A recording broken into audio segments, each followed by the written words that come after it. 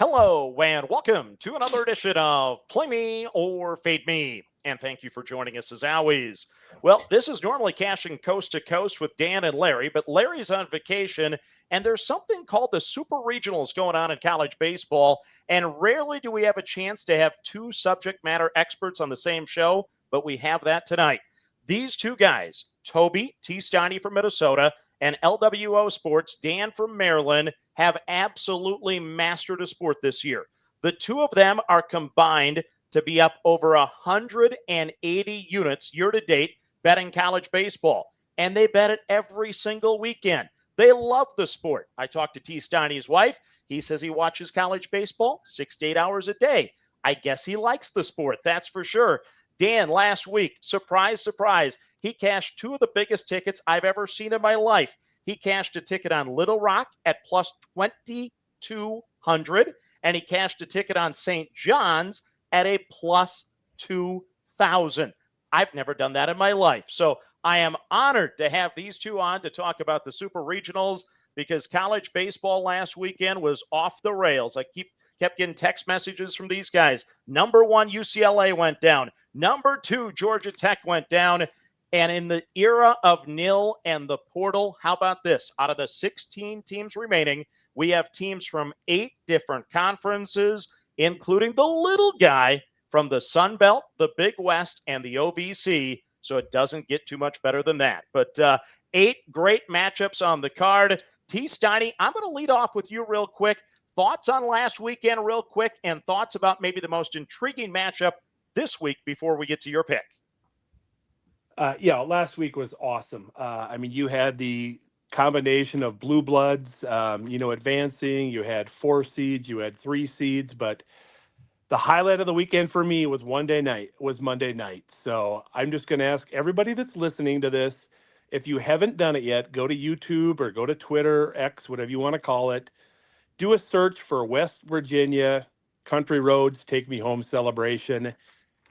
I've probably watched it 30 times. It still, makes the hair on my back stand up. So that was the highlight of the regional round for me, was that West Virginia celebration on the field with the fans. That is awesome. You sent it to me and our good buddy Red Rhino, and I watched it probably 3-4 times now as well. And Dan was singing Country Roads last week on the podcast with Larry. So Dan, LWO Sports, what were your thoughts on the weekend, and what are you looking most forward to this week? That's right. Yeah, a couple great hits last week on those big dogs. But I love the chaos, and this sport is unlike any other. Like you said, we got tons of little guys. The two great matchups for me, I think, come down. Cal Poly plays West Virginia, and Little Rock plays Troy.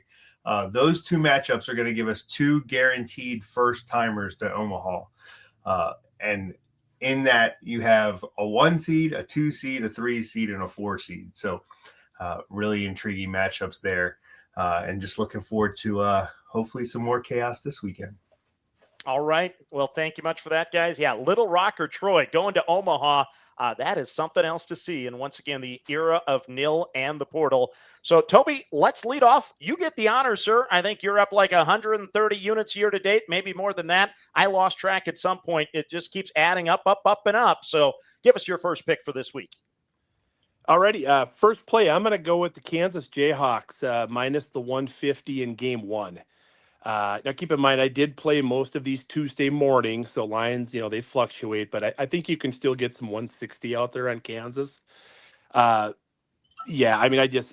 love this team. They are a monster at home, going 21-5. Oklahoma's not a great road team.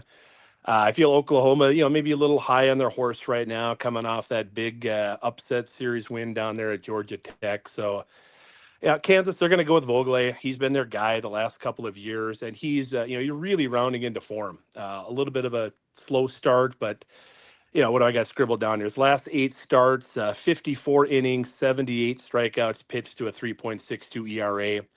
I do expect Oklahoma to come back with Cord Rhaegar. And he hasn't been very good. His 4 earned runs or more, 4 of his last 5 starts. That entire Oklahoma staff has been up and down. So whether they go with Mercurius, Cam Johnson, Rhaegar, I don't think it matters. I do like Kansas home field edge. It's going to be rocking. I think they're going to, ride that momentum here and get game one at home. Very nice. It's nice to see the old Big 8 rivalry, Big 12 rivals, Oklahoma and Kansas locking horns again. So thank you, Toby. Let's go to LWO Sports. And Dan, if you have anything to add with Toby's plays, you want to rebut him, go for it. But otherwise, it's your dance floor for pick number one. All right. So we didn't compare notes for the show, but since college baseball season started, I've talked to Toby just about every single day. So I had a feeling he was going in that direction. So I'm also on the same play, but I didn't put that on my card for the show so we could have a little variety. And with my first play, this one may raise the eyebrow of my counterpart here. And I'll admit it, on paper, this is quite the risk. I'm taking USC and North Carolina over the 8.5 runs at a -120. And I'll admit it, on paper, this seems like quite the risk. The presumptive starters are Jason DeCaro for the Diamond Heels with a 2.54 ERA and Mason Edwards for the Trojans, who may be the pitcher of the year with a 1.85 ERA, unless Jackson Flora has something to say about that. But both teams have formidable bullpens, especially UNC, featuring Walker McDuffie and Caden Glauber. So why an over? Well, both teams have been swinging hot sticks to match their impressive arms. Carolina has averaged 8 runs scored per game during the 3 games of their regional, and the Trojans' offense has particularly caught fire, scoring 11.8 per game in their 5 regional matchups. I don't expect either to necessarily explode on Friday, but 9 runs combined certainly is not out of the realm of possibility. So give me the USC and North Carolina over the 8.5 runs at a -120. Okay. Thank you very much, Dan. I think Toby has a play on that same game. Is he going to rebut you or not? We'll find out. Toby, take it away. Sure. Play number 2, and I know Dan's not going to be on this one. I am on Southern Cal plus the 154. And this is simply a value play, guys. Again, I played this Tuesday morning. When I looked earlier today, there was still some 145 available, but and I have a ton of respect for North Carolina. I've got a future on them to win the national championship. It would not surprise me at all if they get it done. But like Dan said, I mean, this is Mason Edwards. This is one of the top 3 pitchers, without a doubt, in college baseball. Jackson Flora and Dylan Valentis would be the other 2. This guy's unbelievable. I mean, Edwards led the nation in strikeouts this season, and it wasn't really close. 160 strikeouts, 92 innings, 1.85 ERA. They got high leverage relievers. I actually might agree with Dan's play on the total because DeCaro, he hasn't been that sharp the last 2-3 outings. I don't know if he's gone over 5 innings, maybe his last 3 outings. He's been giving up, 2, 3, 4 runs, early hooks.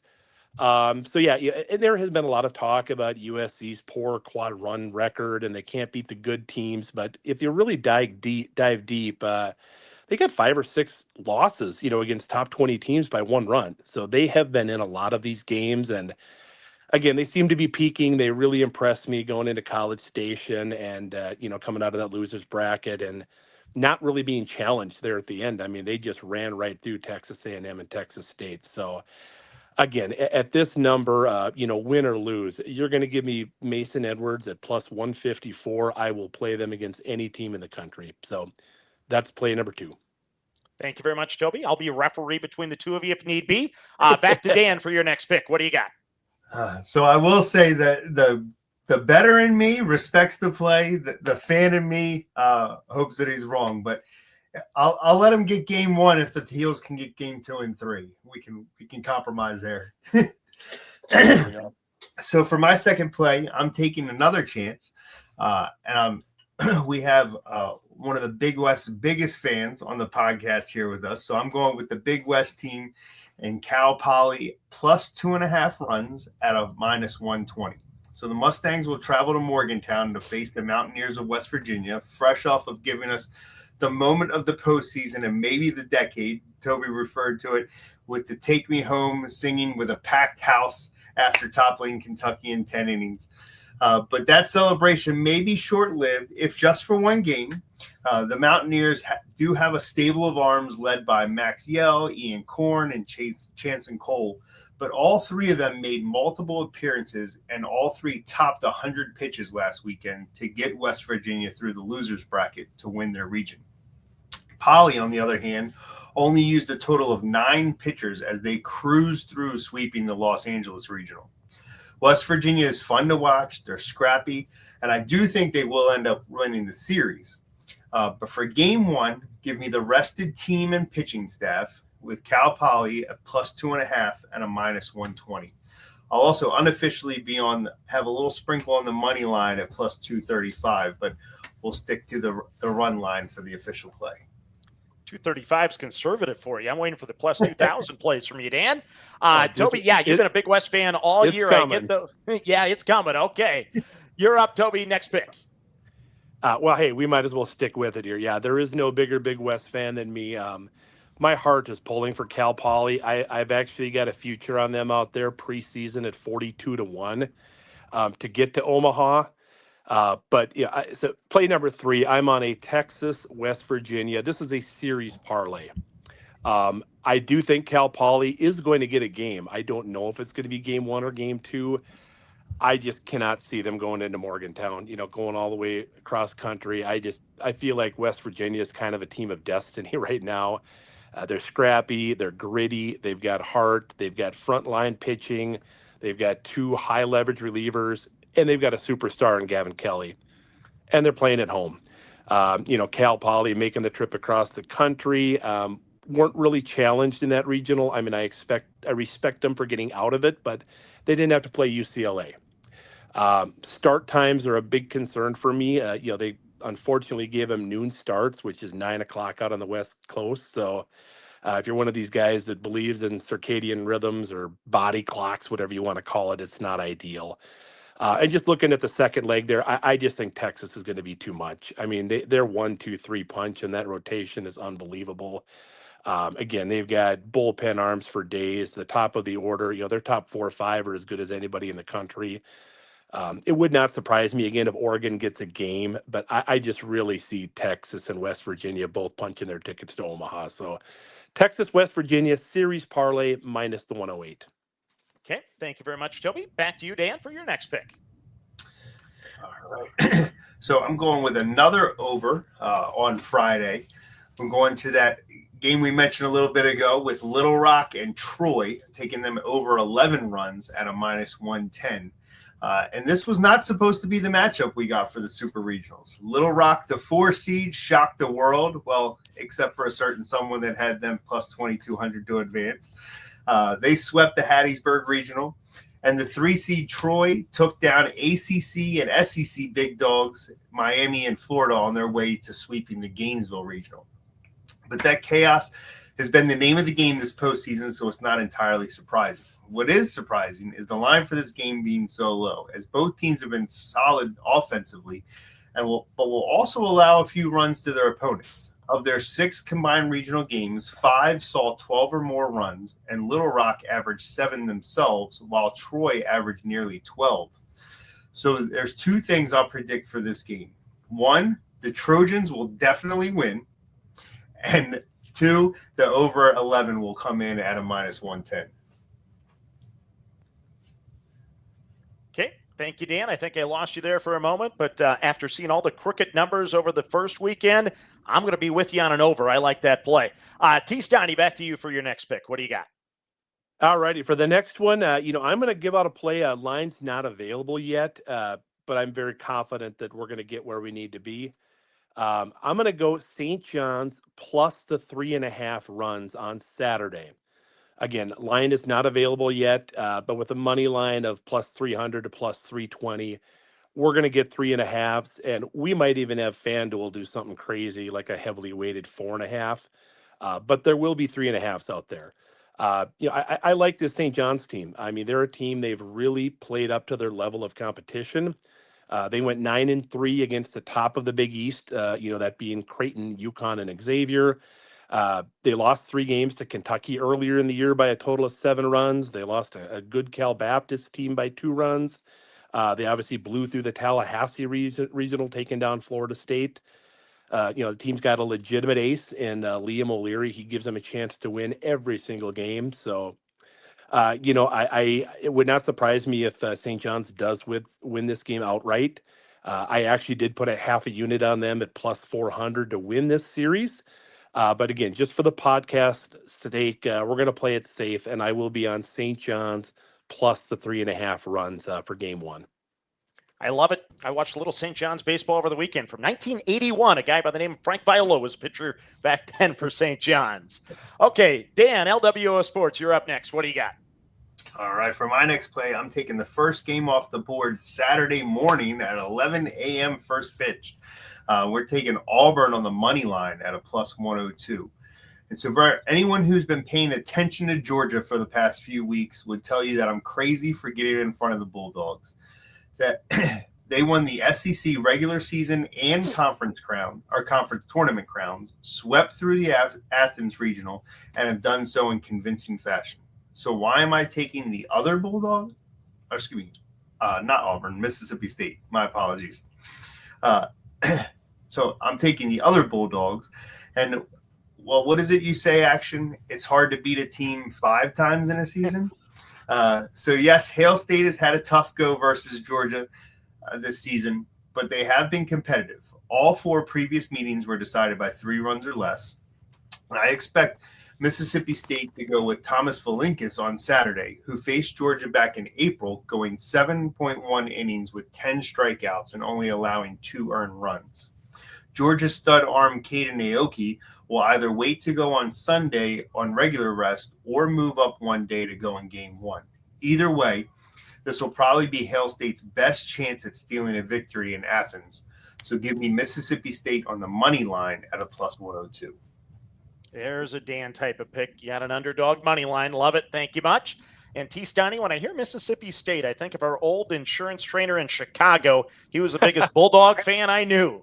So back to you for the next pick. All righty. Well, I'm going to have to give you another game that there's no line yet. But on Saturday, I will be on the Texas-Oregon under in game 1 there. I'm anticipating this popping at 9.5 and then probably dropping. I'd play it all the way down to 8.5, 8.5 runs. We're going to get Dylan Volantis. Again, I mentioned earlier, one of the top 3 pitchers in the country. Very certain Oregon's going to be coming in with their ace, Will Sanford. These guys are elite. 2 good starters. Again, great high leverage bullpen arms on both teams. We talked a little bit about the Texas bullpen. I mean, they've got arms for days.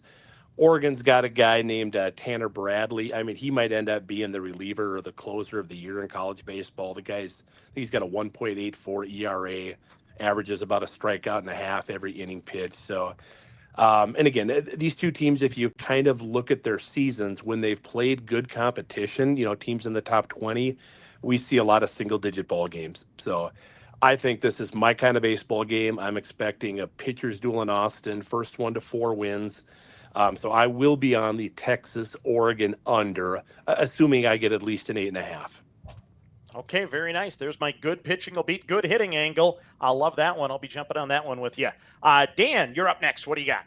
All right, so here's one more plus money play. We're going with a Friday and Saturday parlay, and this is where Auburn comes into the fold. So I'm taking Auburn and Texas, both on the money line at plus 130.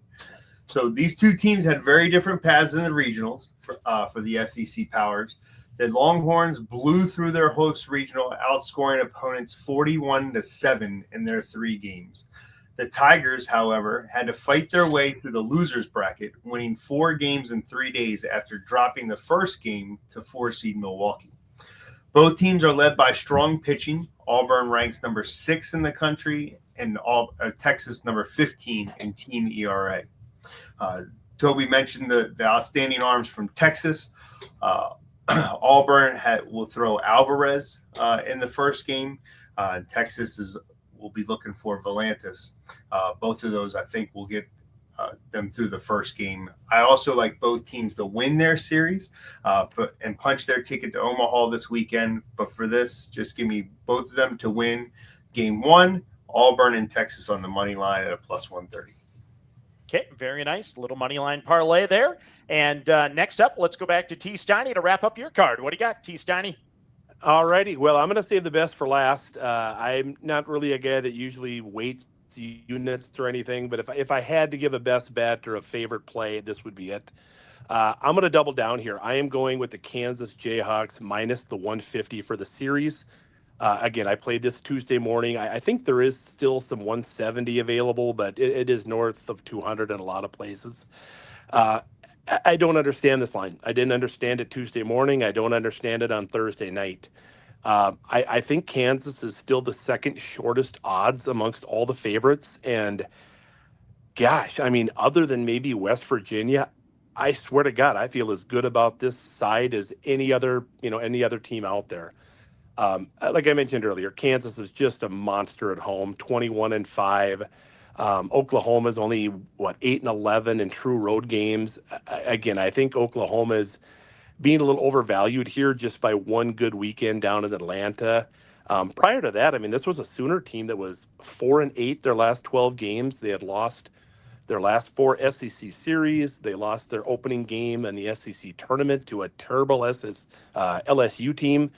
So yeah, I just think Oklahoma's pitching's been very erratic. Kansas just seems to have that it factor. Them in West Virginia, they just seem to have that grit. They know how to win. Everybody was picking Arkansas. I mean, they were the odds-on favorite to go into Lawrence and win that regional. And God, I mean, Kansas made it look pretty damn easy, didn't they? So I will be absolutely stunned if Kansas does not come through and win this regional. So for my best bet of the podcast, give me Kansas Jayhawks minus 150 to win the series and go to Omaha. Okay, well, if I need a mulligan on my hammer of the month, I may go with that one now. Okay, Dan, you're up. Final pick. What do you got?